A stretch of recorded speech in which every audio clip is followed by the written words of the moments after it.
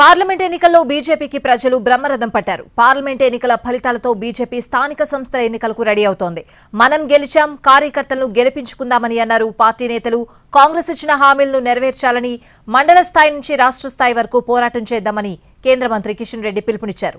Party రాష్ట్ర కార్యాలయంలో జరిగిన బీజేపీ రాష్ట్ర కార్యవర్గ సమావేశంలో కేంద్ర మంత్రులు, రాష్ట్ర నేతలు కార్యకర్తలను ఉద్దేశించి మాట్లాడారు. మా గెలుపు కోసం పార్టీ కార్యకర్తలు కృషి చేశారని, మీ గెలుపు కోసం మేము పనిచేస్తామని నేతలన్నారు.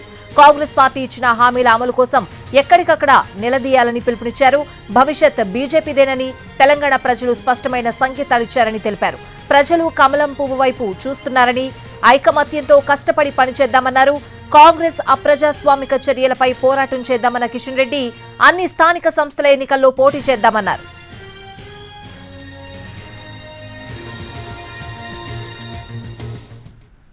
తెలంగాణలో పార్టీ ఘన విజయానికి కృషి చేసిన ప్రతి కార్యకర్తకు ధన్యవాదాలు తెలిపారు కేంద్ర మంత్రి కిషన్ రెడ్డి. వందలాది మంది కార్యకర్తలు గత 10 ఏళ్లలో జైలుకు వెళ్లారన్నారు.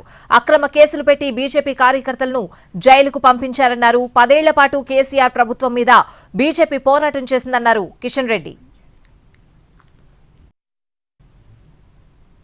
కేసీఆర్ నాయకత్వం పట్ల ప్రజల్లో ఏ రకంగా మరి వ్యతిరేకత ఏర్పడిందో, ప్రజాగ్రహానికి గురైందో మనకందరికీ తెలుసు.